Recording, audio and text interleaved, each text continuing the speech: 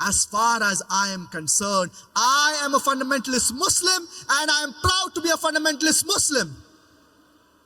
Because I know and I strive to practice the fundamentals of Islam. And I know that there is not a single fundamental of Islam which is against humanity as a whole. I challenge any human being to point out a single fundamental of Islam which is against humanity as a whole. There may be some fundamentals which some people might think they are against humanity. But the moment you give a logical background, there is not a single fundamental of Islam which is against humanity as a whole. Fundamentalist, according to the Webster Dictionary, was first used to describe a group of American Protestant Christians. The Christian church believed that the Bible was the word of God.